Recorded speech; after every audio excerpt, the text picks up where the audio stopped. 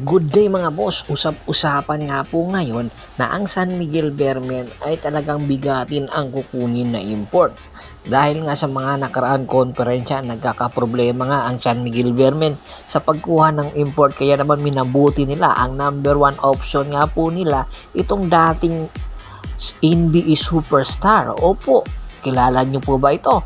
Ito nga po ay si Kenneth Farid, na kung saan nakapaglaro nga po ito ng ilang taon sa NBA, especially sa Denver Nuggets, na kung saan isa ito sa mga star.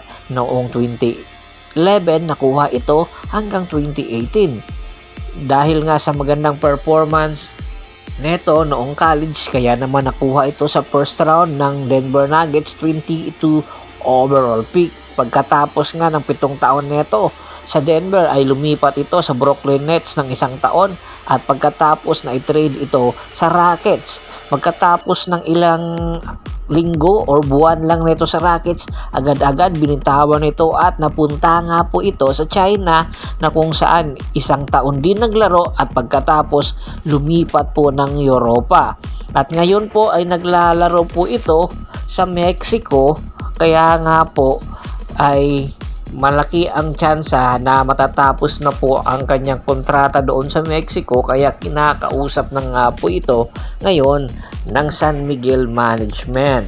Itong si Kenneth Farid sa kanyang NBA career at sa kanyang experience ay kaya naman ito tinutukan talaga ng mabuti at nininegotiate ng San Miguel Beermen at ni Coach Leo Austria para nang sa ganoon baback up kay Junmar Fajardo. Isa po itong rebounding monster itong si Kenneth Farid, 35 years old, at pwede po itong maging backup ni Junmar, dahil po hindi po ito humihingi ng bola, dahil mas masipag pa po ito sa mga role player. Kumbaga isa itong role player na superstar na magiging energy guy ng San Miguel Beermen kung sakasakali. Tandaan po natin, under negotiation pa po ito at number 1 option ito ng San Miguel ayon nga sa mga ulat. Kung hindi man matuloy ay meron pa naman other option ang San Miguel Beermen. Hopefully makuha nila ito. Samantala ang San Miguel Beermen, itong si Muala Tautua, matapos nga maganda ang kanyang ipakita sa nakaraan Governors Cup, madami ang kupunan na nagkaka-interest na kunin ito, dahil nga limited minutes lang ang binibigay sa kanya ng San Miguel, pero napupunan niya ang kakulangan na hinihingi ni Coach Leo Austria.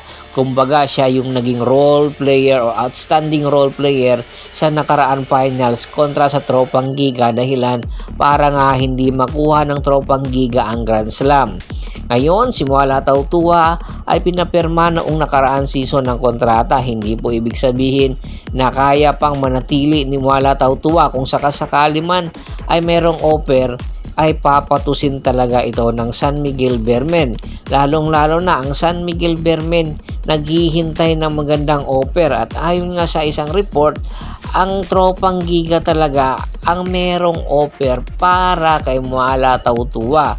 Gusto ngang ibalik ng Tropang Giga itong si Muala Tautua papunta sa kanila. Alam naman po natin na ang Tropang Giga ang siyang nag-drop kay Muala Tautua, kaya hindi kataka-taka na magbabalik ito doon, at hopefully mapakinabangan na talaga nila ito ng mabuti bago pa ito magretiro.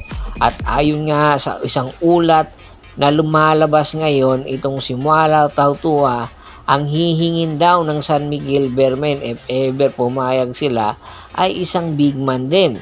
Isang big man na po pwedeng maging go-to guy sa hinaharap, rather isang 1-2 punch combination nga ni Junmar Fajardo. Si Junmar Fajardo kasi nagkakaedad na, kaya gusto nga ng San Miguel Beermen makuha itong si Poy Eram, at kayang-kaya daw ibigay ito ng Tropang Giga, dahil nga daw pasaway daw ito minsan si Poy Eram, dahilan para hindi magustuhan ng management ang kanyang performance or ang kanyang attitude. Mantakin mo, nakikipag-away nga itong si Poy Eram sa kanilang head coach na si Coach Chat Reyes at syempre sa kanyang mga teammate.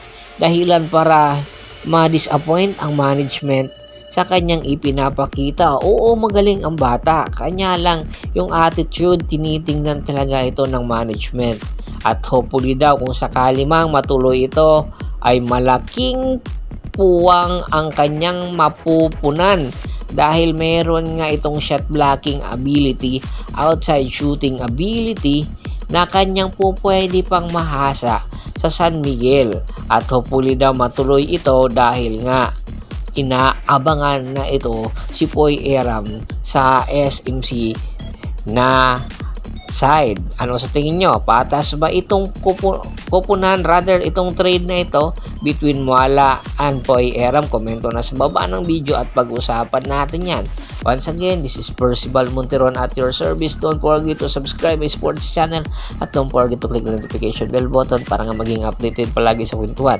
At bago pa natin tapusin ang ating kwentuhan, shoutout muna tayo sa ating mga solid na followers na laging sumusuporta sa atin. Kay Sir Ricky Lanza ng Ricky Rider TV. Sir, marami pong salamat. Malyari Mascarinas, Jerome Sideño, Rene Dineros, Kagawad Katsakinudukusin ng Hagonoy, Bulacan. Marami pong salamat, napaka-loyal niyo po sa akin. Hanggang sa muling kwentuhan, maraming salamat po.